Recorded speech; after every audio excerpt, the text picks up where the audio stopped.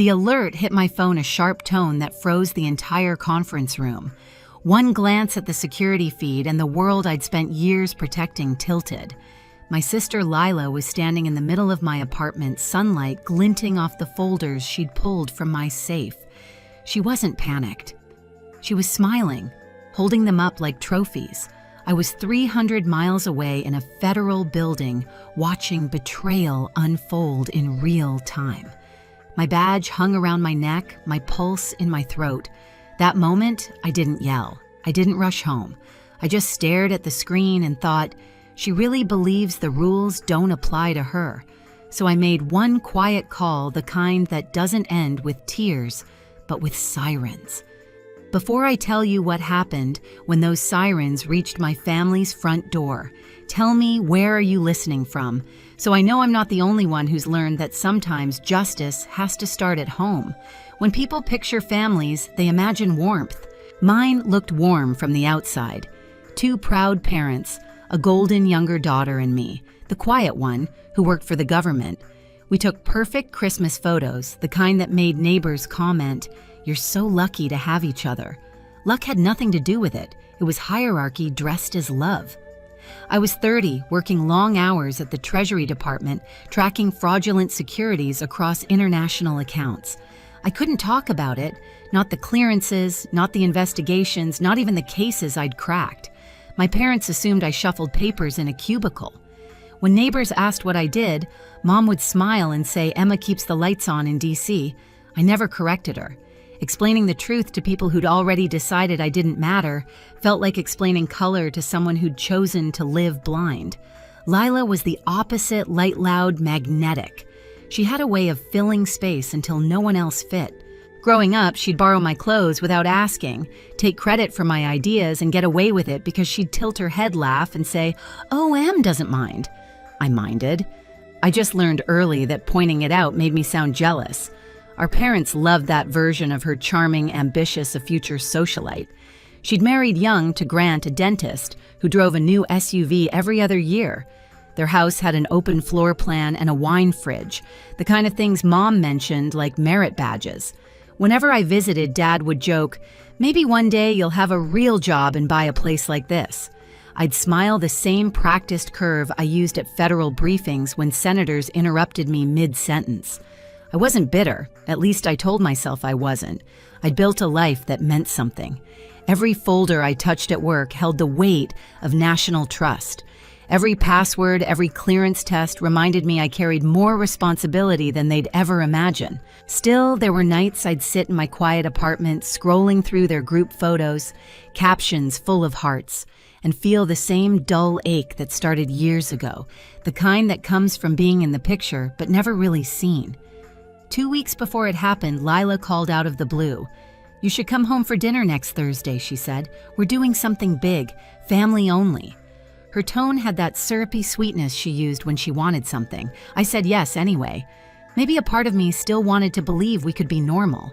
Maybe I just wanted to stop feeling like a guest in my own family. The night of that dinner, I drove up to my parents' house with the same quiet dread that always came with family gatherings. The driveway was full. Mom's sedan, Dad's truck, Lila's white Range Rover gleaming under the porch light. Through the front window, I could already see her moving around the dining room, laughing radiant like the host of her own show. Inside, the air smelled like rosemary and wine. Mom hugged me too tightly the way she did when she was nervous. "You made it, honey," she said, glancing at my blazer. "Still dressing like a lawyer, I see." I smiled, set down the bottle of wine I'd brought, and took my seat at the far end of the table. Dinner started fine banter, gossip updates on Lila's kids. Then halfway through the meal, she cleared her throat.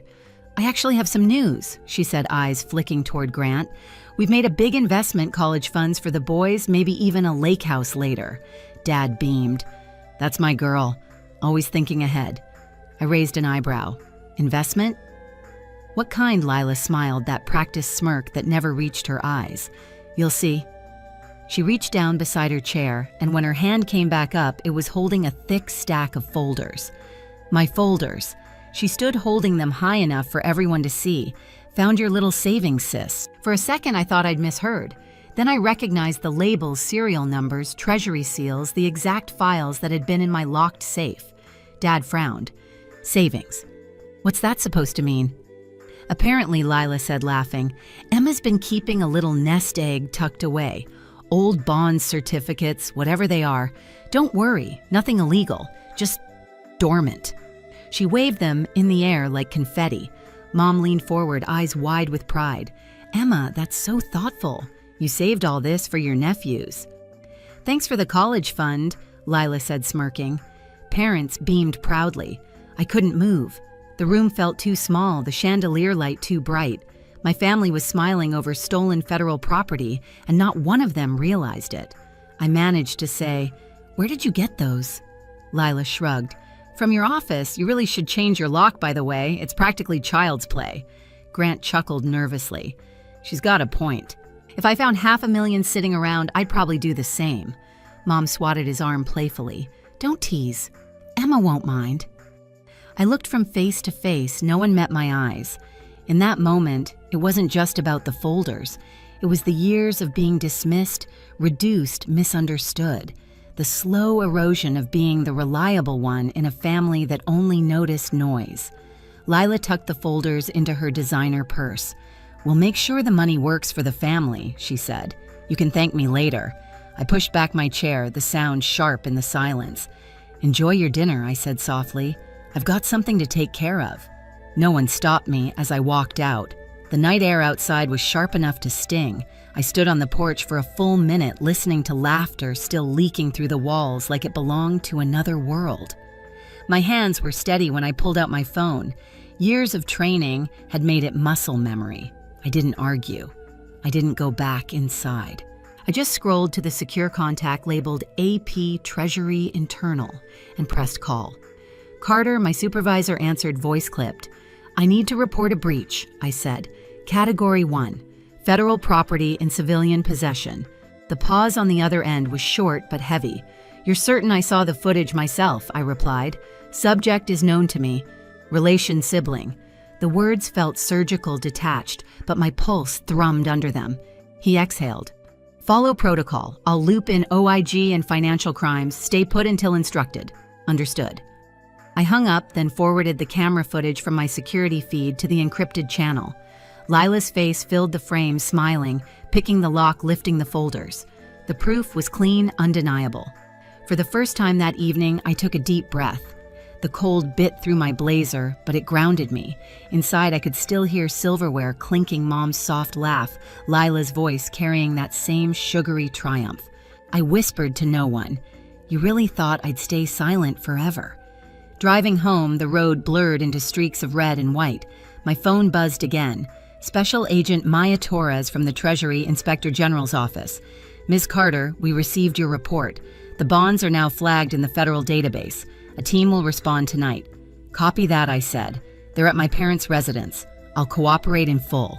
Her voice softened just a fraction. We know this isn't easy. It's necessary, I said. By the time I reached my apartment, the adrenaline had settled into something colder. I poured a glass of water, stared out at the city lights, and replayed the scene at dinner in my head. Their smiles, the casual betrayal. When I joined Treasury, I'd signed an oath, one that meant following the law above personal ties. I'd always thought it was a formality, something you'd never truly have to test. Until now. I checked the clock. 9:07 p.m. The response team would be on the move soon. In the quiet, I pictured the inevitable scene, the knock, the confusion, the realization. For years, my family had mistaken my silence for weakness. Tonight, they'd learn what silence actually meant. Before going to bed, I sent one last message to Agent Torres. I'll be at the residence in the morning to give my statement. Confirm when secure. Her reply came seconds later. Understood. Team en route now. I put the phone face down, exhaled, and let the weight of the choice settle. It wasn't vengeance, it was accountability. And by morning, the law would already be knocking on their door. The next morning, the news broke before sunrise. My phone vibrated non-stop, internal Treasury alerts, database confirmations, procedural approvals. The system had done what it was designed to do. The bonds were officially marked as stolen federal property. Their serial numbers had already triggered automated flags across every financial network in the country, but I didn't check the reports. I didn't need to. I knew exactly where the agents were going and exactly what they would find. By 7 p.m. that night, I was back in Philadelphia, pulling into my parents' driveway. The same Range Rover sat gleaming under the porch light, same laughter drifting through the dining room window. For a moment, I thought absurdly that nothing had changed, that the world could still rewind 12 hours. I knocked once and walked in. Dinner was already underway. Lila looked radiant again, dressed in something silky, her hair perfectly curled. Mom turned, startled. "Emma, we didn't think you'd come back. I had unfinished business," I said quietly, taking the seat across from Lila. Her smirk flickered but didn't vanish. "You cooled off yet? Look, if it's about the bonds, don't freak out." I talked to an advisor. He said they're basically antique certificates worth maybe 10 grand. We'll cash them next week, reinvest. "Stop." My voice cut through the table noise like glass snapping. "You're not cashing anything." Dad frowned. "Emma, honey, there's no need for that tone. There's every need I said. Those aren't antique certificates. They're bearer bonds issued by the United States Treasury. Federal securities. Registered, tracked." Grant blinked. "Wait, federal." $500,000 worth, I said. "Stolen from a classified safe." The air went still. Even the clock in the kitchen seemed to hold its breath. Lila laughed too loudly. "You're joking. I'm not. Then what you think I stole from the government?" "From my own sister?" "I don't think I said." "I know. The footage is already in federal custody." Mom's hand trembled on her wine glass. "Emma, sweetheart, surely there's a way to handle this privately." She didn't mean she broke into a secure residence, bypassed an electronic lock, opened a safe, and took protected instruments. "That's not a misunderstanding." Lila's voice rose desperate. "They were just sitting there. You weren't using them. You never tell anyone what you do." "How was I supposed to know that's what clearance means, Lila?" I said. "You're not supposed to know." The sound that followed wasn't thunder, but it felt like it. A pounding knock shook the front door. 3 beats, then a woman's voice. Treasury Inspector General opened the door. Every head turned toward me. I stayed seated. "That'll be for you." Lila froze. "You didn't." I said nothing. Dad pushed back from the table. "I'll see who it is." Before he reached the door, it opened to a group of agents in black jackets, Treasury OIG printed in yellow. At the front was Special Agent Maya Torres credentials, outtone clipped and calm. "Evening. We have a federal warrant for Lila Whitman." Mom gasped. "What? This is absurd." Agent Torres's eyes didn't waver. "Ms. Whitman, you are under arrest for theft of government property, defeating federal security measures, and attempted securities fraud." Grant's fork clattered to his plate. "Oh my God." Lila stood so fast her chair fell back. "You can't be serious. She's my sister." "Which makes this worse," I said softly. 2 agents stepped forward. Lila tried to back away, but Torres spoke again, voice steady as iron. "Hands where we can see them." "Mom, do something," Lila screamed. Mom just stared at her, pale and shaking. "Lila." Agent Torres read her rights as the cuffs clicked. The metallic snap sounded louder than any argument I'd ever had in that house.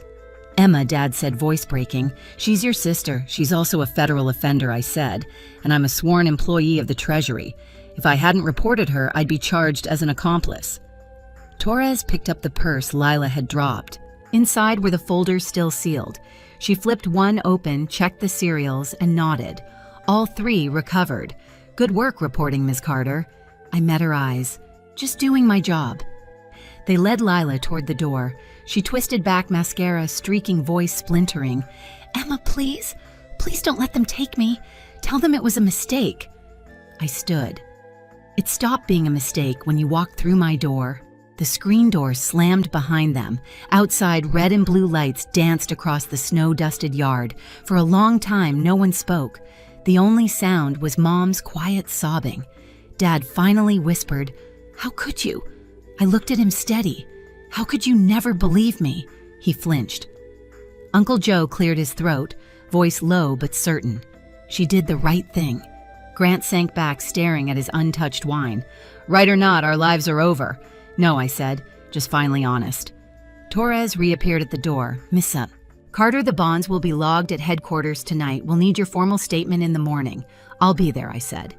She gave a single nod, then disappeared into the night. I turned back to my parents. They looked smaller somehow, like the truth had shaved years off them. "You wanted to believe she could do no wrong," I said. "Now you can see what that costs." No one answered. When the sirens faded, I walked outside. The air was cold and raw.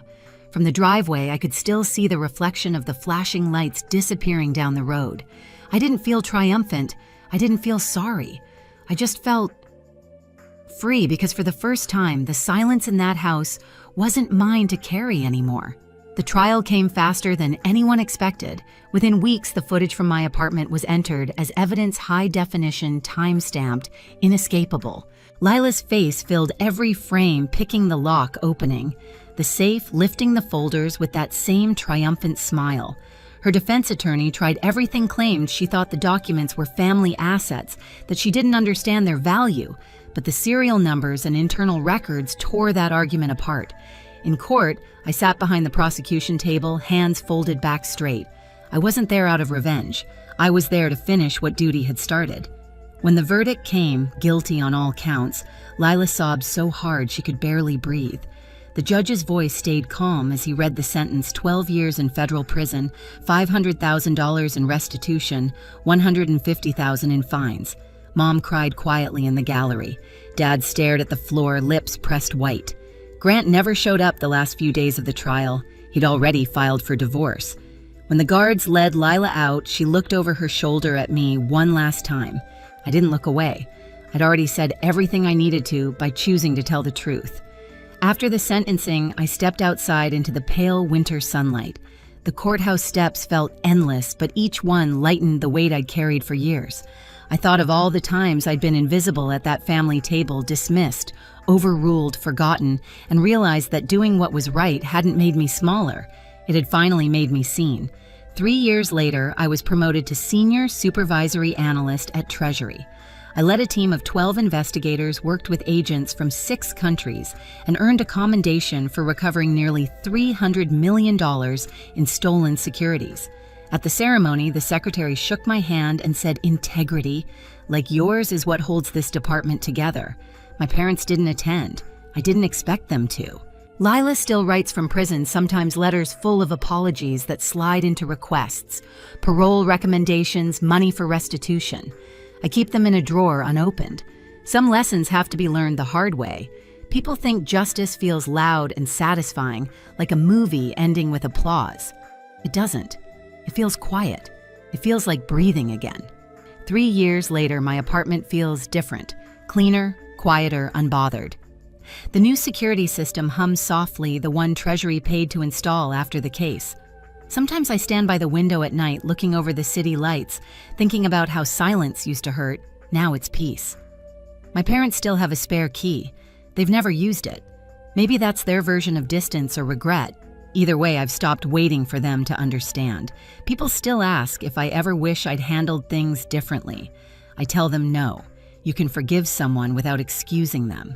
You can love your family and still draw a line they can never cross. If you've ever had to choose between family and what's right, I know how heavy that choice feels. But trust me, doing the right thing will never destroy you. It just reveals who was willing to destroy you first. If this story hit close to home, share yours below, and don't forget to subscribe for the next one.